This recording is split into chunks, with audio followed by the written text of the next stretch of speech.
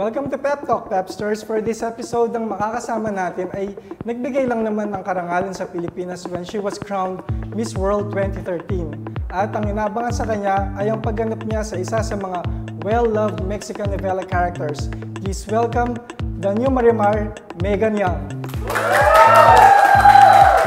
May crowd tayo today.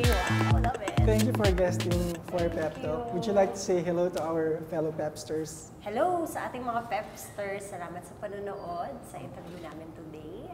Okay, straight to the point. You are the new Marimar. How does it feel? Kinakabahan ako, na-excited. Yung pakiramdam ko parang nung nagpa-pageant ako since bago ito at well, hindi bago ang pagre-remake niya, pero bago siya para sa akin. Excited ako. Parang hindi ko alam kung ano yung dapat kong i-expect, kung ano yung mangyayari. Basta excited ako na gawin to. Curious lang, how did you find out that you are the new Marimar? Tinawagan ako at in-offer sa akin. Okay. Ayun, simple lang. Parang tinawagan ako na parang, Megan, meron kaming project. Okay. Gusto sana namin na ikaw yung gumanap. So, sana pag-isipan mo na, ayun, na ikaw yung bagong Marimar. So, at first, syempre, ano yun kasi naka-remake na tayo and meron na tayo yung originals. Parang, okay, kung may kakaiba silang gagawin dito, gagawin ko talaga to. Kasi, syempre, gusto natin na bago, na ano kaya ang bago dito sa Marimar. So, nung present siya sa akin, talagang andun pa rin yung main characters mo, andun pa rin yung mga exciting na mangyayari, yung mga eksena na hindi natin makakalimutan. Pero may kakaiba kay Marimar ngayon. Alright.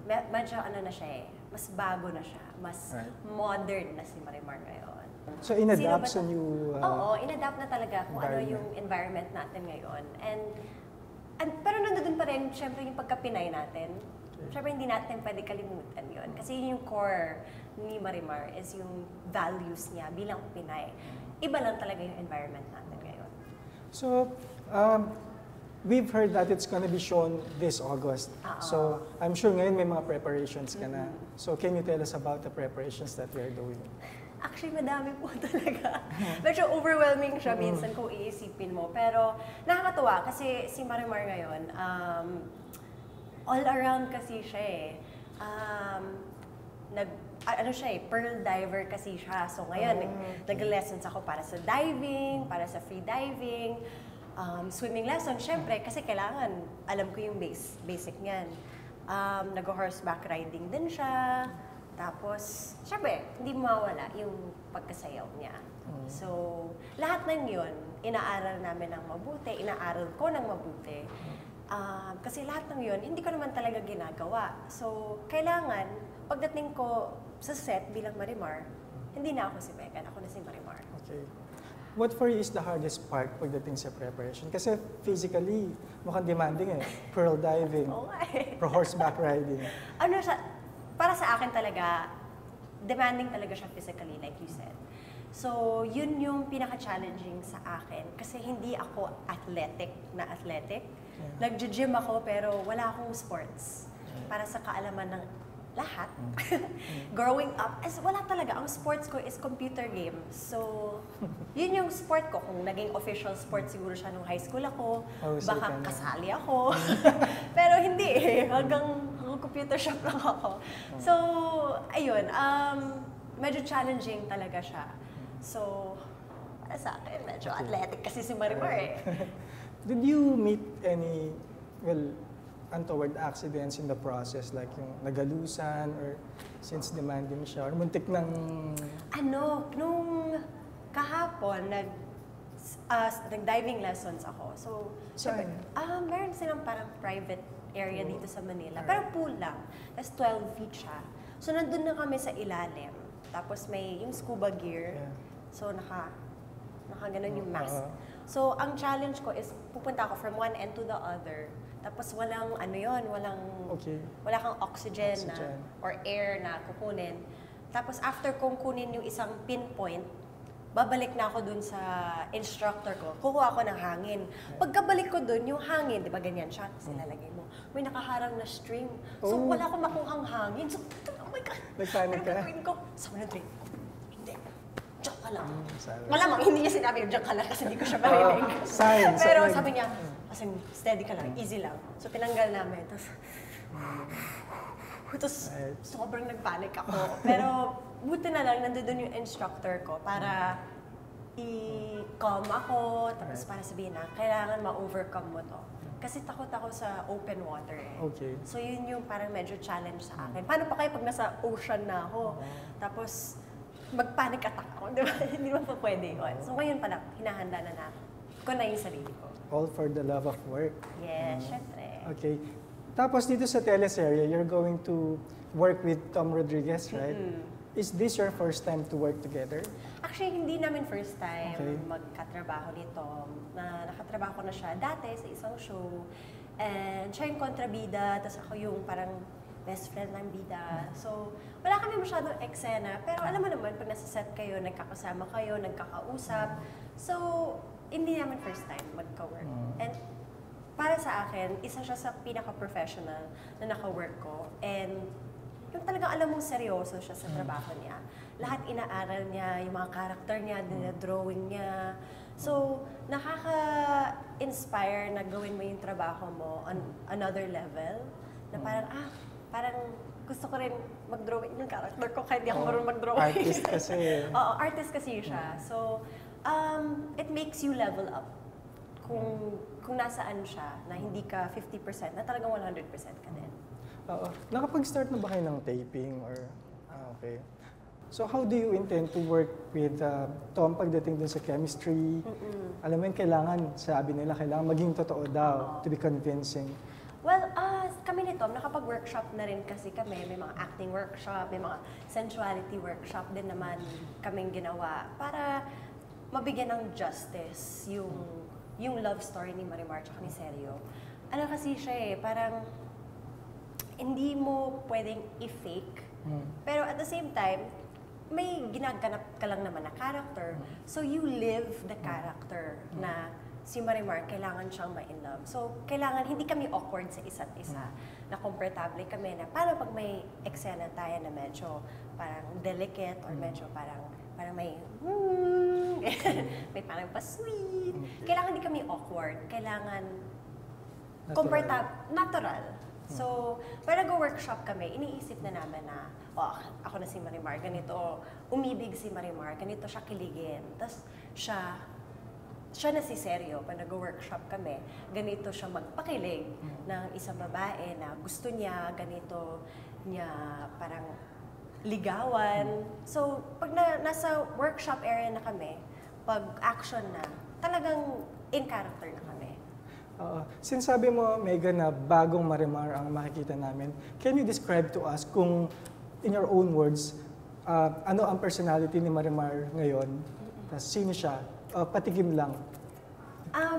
Yung Marimar ngayon, medyo iba na siya dun sa dati. Ngayon kasi parang nasa school na siya, gusto niya makapag-aral ng mabuti, gusto niya umalis ng isla para matuloy yung mga pangarap niya. And like I said, pearl diver siya. So, magsisimula lahat ng yon, lahat ng pangarap niya dun sa pagiging pearl diver niya. Na pag nakuha niya ba yung pearl, ano ba yung mga pwede niyang gawin sa mga ito? So doon magsisimula kung ano ba talaga ang magiging trabaho o kung ano yung magiging passion ni Marimar in the future. At mas strong-willed na siya ha. Okay. Parang lumalaban na siya, makikita mo na, pag inaapi na siya, parang iniisip niya na mabait pa rin, pero pag pushing the border na talaga, parang di na tama yun Parang naaapakan na ako ng taong to kailangan ko lumaban. Ganun na siya.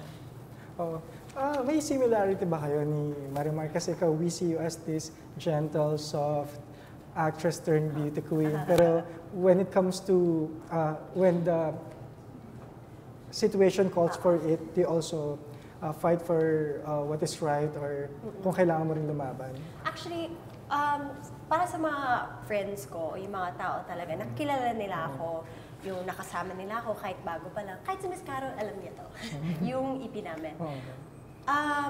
Talagang pagdating sa mga ibang tao, talagang, I want to make sure na makakatulong ako in any way. Pero kapag alam ko na parang too much na yung ginagawa sa akin or feeling ko ginagamit ako or parang binubuli ako, talagang hindi pwede to. Talagang, away tayo. No, hindi ako ganun. Never ako nakapag-away. Pero wala talaga sa Medyo takot itsura ako mo, sa no? away. Hindi, pero talaga, strong talaga ako. Pag meron akong kailangan sabihin o kailangan iparating para maging tama yung sitwasyon, ginagawa ko. Hindi ako nahihiya magsabi ng totoo kung kailangan. Okay. Megan, new teleserye, tapos I'm sure marami pang aabangan sa'yo. Sa lahat ba ng gagawin mo ngayon, I mean, the pressure is really high considering that you won a major title. And first, ito ng Pilipinas kasi. Feeling ko iba na kasi syempre nagawa ko yung gusto ko gawin, which is yung mag-pageant ako, and happy ako kasi nadala ko yung pangalan ng Pilipinas, na nabigyan ko ng honor yung mga Pinoy. So ngayon, parang yes, nagawa ko yun para sa country ko. Ngayon, sana makagawa ako ng mga bagay na gusto ko naman para sa sarili ko. Although gusto ko rin naman yun para sa sarili ko. Parang ito na yung mga passion ko, which is acting na sana makagawa ako na ako yung magde-direct ng sarili ko mga short film or makapagsulat ako ng mga short film tapos ma-produce ng iba. Parang yun yung mga gusto ko talaga gawin. Because you're taking up film. Yes, yes. Did you graduate already? Hindi pa ako tapos kasi nag-leave ako na nag-Miss World ako. So siguro may mga units pa ako na kailangan. Thesis, you know. Yan, Alam mo na. Pero may deadline ka ba kung kailan mo siya i-take ka? Well, ngayon kasi nakafocus talaga ako sa work ko with GMA. Pero wini-wish ko na sana bago ako mag-30, makapagtapos naman ako ng college ko. So, Megan, ano pa yung mga gusto mong gawin apart from you just said na you wanna do a film, write, well, maybe a script. Ano pa yung mga gusto mong gawin na pwede mong i-share sa mga Pepsters? Well, ngayon kasi nag-aaral ako ng calligraphy. So, yun yung parang hobby ko. So, ano siya kasi siya, nakaka-relax. Dati sobrang pangit ng sulat ko. Parang grade school. So, nung inaaral ko siya, yung mga technicalities niya, parang ang saya lang. Parang saya magsulat na Megan or yung Marimar sinusulat ko din. So, ayun, minsan sinishare ko siya sa Snapchat ko, kaya sa Instagram, para makita ng mga kabataan na, may mga pwede pala akong hobby na conservative. Alam mo na. Kasi may mga nakausap ako na mga, fellow writers. They say na very queenly ka kung kumilos, yung forma mo, gentle or how you speak. Pero nakikita lang nila yung glamour ng isang beauty queen. Pero gaano ba kahirap ang maging beauty queen? Actually, okay.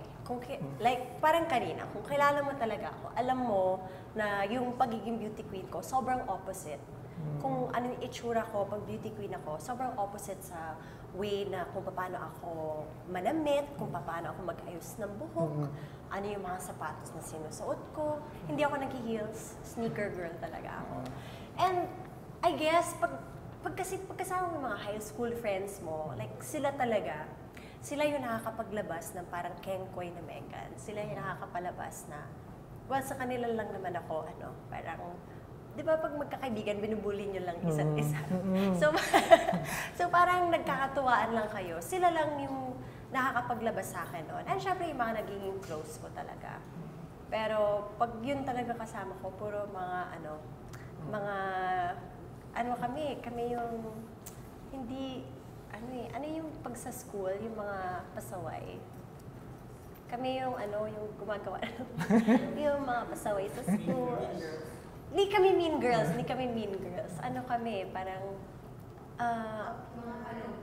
tara kain tayo sa klase. Yung mga ganon, yung mga parang pag sinabi ng teacher na bawal kumain, kakain kami. Pag minsan nakakatulog. Oh my God, huwag niyong gagawin yun, guys. Huwag kayong matulog sa klase, masama yun. Pero, ano yun, mahilig lang kami basta machika lang kami. Tapos pati prof namin, chinichika namin. Tapos, masaya lang. Iba talaga ako pag walang dress. Pag ikaw lang. Chill lang ako. Parang I could probably be anyone's best friend, siguro. So, kasi ganun lang talaga ako ka-friendly na lahat gusto ko maging kaibigan. Ano yung mga me time mo, Megan? Kasi nakikita ko sa Instagram, parang usually sa nature, I just observe. Oo, super talaga ako. Super nature girl. Gusto ko yung the great outdoors. Gusto ko lagi ako nasa beach, lagi nasa tubig, laging yung recently yung ginawa namin sa La Union, nag-hiking kami, tapos naka-chinelas lang kami. Medyo mahirap siya. 2 oras papunta, tapos 2 oras pabalik. Pero pag napuntahan mo na yung parang area na sobrang ganda, na sobrang pinaghirapan mo puntahan, parang nakakagaan siya ng loob, na nakaka-appreciate. Ma-appreciate mo talaga pag wala ka sa city, tapos napuntahan mo yung kagandahan ng Pilipinas. Yun kasi yung gusto ko gawin eh. Gusto ko makapag-travel sa Philippines naman. Kasi noong nasa Miss World ako, nagta-travel ako sa iba't ibang countries. Now I want to go sa mga cities natin. Gusto ko makita yung pinagmamayabang ng mga kaibigan ko na pinuntahan nila. So yun yung gusto ko gawin ngayon. So far, ano yung pinakamagandang place sa Pilipinas na napuntahan mo? Siguro bias ako sa Zambales. Talaga? Pinupuntahan kasi namin, di ba may Anawangin? May mga katabi siya, mga cove na pinupuntahan namin pag hindi peak season. Parang may mga pine trees, tapos pwede ka mag-hiking, tapos nagbabangka lang kami papunta doon. Yun yung gusto ko. Yun yung walang electricity ba, tapos magdadala ka lang ng mga pagkain mo. Yun yung enjoy ko talaga. Yun yung beautiful para sa akin. Yung walang technology. As in, kayo lang talaga nag-enjoy doon. Wow. Tapos you've been to a lot of countries because of Miss World. Anong bansa yung napuntahan mo which you think stood out for you and why? Dami, no? Ano kaya? Doon ako lagi hirap eh. Kasi parang lahat maganda. Okay. Lahat may good, lahat may bad na nangyari. So, for me, siguro dahil parang less than a day lang ako nasa France. Okay. I guess parang may feeling na bitin, na gusto mong bumalik. Tapos parang yung Eiffel Tower, nakita ko lang parang mga 5 minutes lang, tapos picture lang, tapos alis na kami. Pero gusto ko, siguro dahil bitin yung oras namin doon, gusto ko talagang bumalik at makita pa. Gusto ko kainin yung mga foods nila. Pa-experience. Foods talaga. Gusto ko kainin yung mga food nila. Medyo mali yung grammar ko. Gusto ko kainin yung mga food nila doon kasi foodie ako eh. So, ayun. Tapos kasi I saw you, Megan, transform in years. Yes. From other network before. From Nakita ko talaga, nakita ko talaga yung transformation mo. Tapos nakita ko rin yung pag-iiba mo when you won the crown. Paano nagbago yung perspective mo when you won the crown? Kasi I think that was life-changing. Talaga eh. Parang nung time na yun kasi, parang ayoko na yung parang sabi, ito na lang kaya mo. Parang noon, sinasabi sa akin na, baka ito lang yung kaya mo, baka dito ka dapat, baka hindi bagay sa'yo to. So, ang dami nagsasabi sa akin na, baka hindi na dapat ako mag-showbiz, or baka para mag-aral na lang ako. So, parang, bakit? Bakit kayo, anong karapatan niyo magsabi noon, di ba? Parang, meron akong mga pangarap. Ito yung mga gusto kong maabot. Ito yung gusto ko gawin. So, gagawin ko kahit sabihin nyo na hindi ko kaya. So, You proved them wrong. And yun nga, parang I proved them wrong. Kahit na nung time na yun, as in wala akong resources, parang hihingi na lang talaga ako sa tulong ng mga kaibigan ko.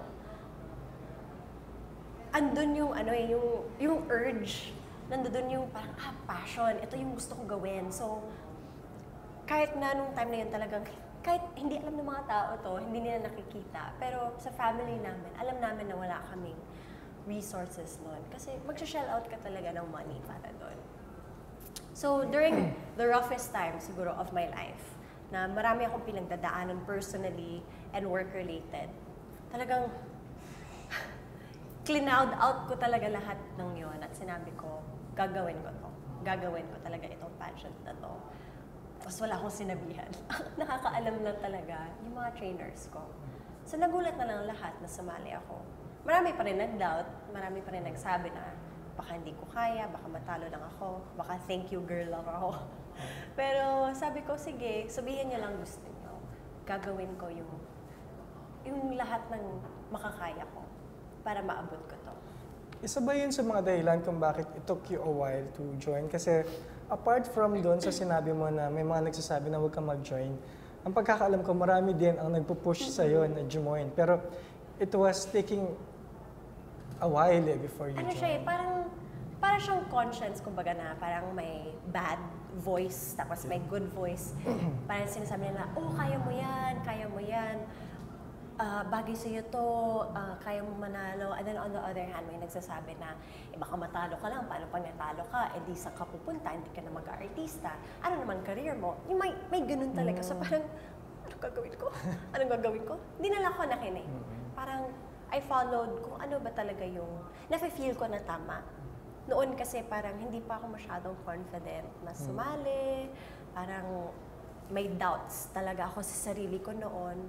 Nung sumali ako ng 2013, sure na ako sa sarili ko na kahit anong sabihin ng tao, hindi ako magpapa-apekto. I think that's also a good moral lesson for good na moral pa. It's a moral lesson for everyone na if they really want to achieve something, kailangan porsigido ka and you don't have to listen to what other people say. Kasi marami na rin akong trinay ng mga bagay na baka pwede ako dito, pwede ako dyan. Parang kahit na hindi ako nag-succeed sa mga bagay na yon, kinuha ko yung mga natutunan ko at nilagay ko siya dun sa next kong gagawin, which was a pageant. So yung mga nakuha ko sa acting, mga nakuha ko sa hosting, mga nakuha ko sa public relations, lahat na yun, nilagay ko siya sa sarili ko, lahat ng good points nakuha ko, nilagay ko siya sa next kong venture, which is yung pageant na ako. Nung nanalo ka, nung in-interview ka, sabi mo na you'll try to be the best Miss World that there is. And mukhang nagkatotoo yun kasi na-extend yung reign mo, di ba? Hindi naman, parang na-extend lang yung contract. So contract. parang pinasok ko pa rin yung crown dun sa next. Pero kasi nung time na yun, hindi ko iniisip na parang gusto ko ako yung best talaga. Parang iniisip ko lang, parang sana sa year ko, maging maganda yung year ko. So parang the best that I can be habang ako yung Miss World. So, hindi ko naman sinasabi na ina-upstage ko. Okay. Parang sila, they're all the best in their own way. And parang hindi ko naman yata kaya talbugan yung iba. Dahil iba-iba din kami ng ginawa. Iba-iba din kami ng mga gusto at mga pangarap sa buhay. So kada taon na may manalo, yung ginagawa nila, naka-tailor fit yun para sa kanila. Alright. Pagkatapos nito, Megan, what's next for you? You have Marimar. Ano pa yung abangan namin sa'yo? Aside from Marimar, syempre meron akong Starstruck. So, wow. You'll be hosting, right? Yes, I'll be hosting Starstruck. And nakakatuwa kasi Galing ka doon? doon ako galing So, doon ako nagsimula and nakakatuwa ngayon na kinuha nila ako after, siguro 11 years. Grabe, tagal na rin pala. 2004 so, yata. 14 lang ako noon nung sumali ako. So, nakakatuwa na I'm gonna be a part of it. At nakakatuwa na bumalik na siya. Tapos isang strength mo rin kasi yung hosting. So, I think that's a good avenue for you to enjoy ko talaga yung hosting. So, mukhang mag-enjoy talaga ako doon. Nakakatawa it's nice to see young people na they try to reach for their dreams like I did. Kasi parang nakikita ko lang sarili ko sa kanila na ito yung mga gusto ko gawin. Parang lahat sila, parang ina-aspire nila manalo. Lahat sila nag-aspire na maging artista. So, it's nice to see the passion. It's nice to see the drive na meron sila. Okay, Pepsters, I hope nakilala niyo ng mas mabuti kung sino si Marimar at sino si Megan in real life. Ngayon, meron tayong tinatawag na Pep Talk Challenge. Since isa siyang beauty queen, gagawin natin itong Q&A portion where Megan will choose 3 out of 5 questions and then sasagutin niya. Are you ready? Hindi ko alam eh. Okay. Okay, just 3 questions. Yung white. Alright, bunat ka. Would you like me to read it or ikaw? Ano gusto mo? Ako magbabasa, tapos ikaw sasagot. Mahirap. Sige na. Okay, ako na. Parang dalawang question. First question. If you were granted just one wish, what will you wish for and why? If I was granted one wish, the wish that I would wish for. Siguro, yung wish na gusto ko is makapag-travel kami yung buong pamilya papunta sa US para makita ko yung lola ko doon. Kasi medyo matagal na kami. Parang nakita ko siya last year, pero nabuo kami. Hindi pa kami nagkakasama ulit. So, yung lola ko kasi dito sa mom's side, lagi kami nagkikita. So, sana makita ko yung lola, tsaka lolo ko. Kasi magkasama sila ngayon. So, lola, lolo ko, tsaka yung mga pinsan ko na sa daddy's side ko na matagal na kasi kami din nagkikita. So, it would be nice na lahat kaming young side naman magkasama. Alright, nice. Palakpak naman dyan. Alright, second question. Lahat naman, sagutin natin. Alright. If you could tell anything to yourself, what would you say to yourself and why? I would say to myself, parang don't hold back na. Gawin mo na. Kasi ang ganda-ganda ng opportunity na binigay sa akin. So, dapat hindi na mag-hold back. 1,000% na binibigay ko. So, yun ang dapat lagi ko na. Nice. Okay. Guys, last question. Okay, last one. Okay.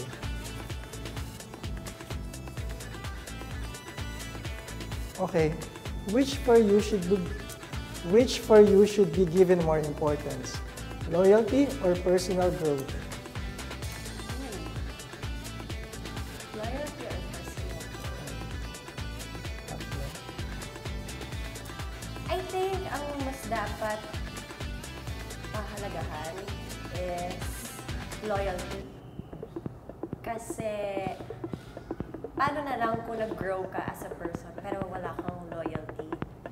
Sabihin natin sa mga kaibigan mo, sa loved one mo, nag-grow ka nga pero hindi ka naman loyal sa mga mahal mo sa buhay.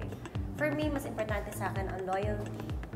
Kasi hanggang pagtanda mo, yung mga taong tumulong sa'yo, na hindi ko naman sinasabi na may utang ka na loob ka dapat sa kanila. Pero dapat yung connection nyo, you trust each other, yung loyalty, yung trust, yung honesty, nandun yan. Kasama lahat yun sa loyalty. And pag binigay mo yung loyalty mo sa kanila, pwede ka mag-grow even more. Kasi lahat ng values, lahat ng magagandang bagay, since binigay mo yung a part of you, which is your loyalty, i-share din nila sa iyo kung ano yung mga gusto mo na itulong. Kasi kung wala kang values na maganda, hindi ka mag-grow as a person. Very well said, Miss Philippines. Thank you! So, Pepsters, there you have it. Miss World 2013 at ang bagong Marimar, si Megan Yang. And before we end the show, would you like to promote Marimar? Yes. Mga Pepsters, abangan niyo po ang Marimar ngayong August na yan. Pati follow niyo na rin po ako sa Instagram, Twitter, Megan Bata, at Megan Bata, MEGANBATA. And ayun, ako po si Megan Yang, ay inyong Marimar. Right. At ngayon, inaabangan ang pagganap niya sa isa sa mga well-loved Mexican novela characters Let's welcome Miss World 2013 at ang bagong Marimar, Miss World 2013. Sorry! Oh my God! Sorry! Okay lang.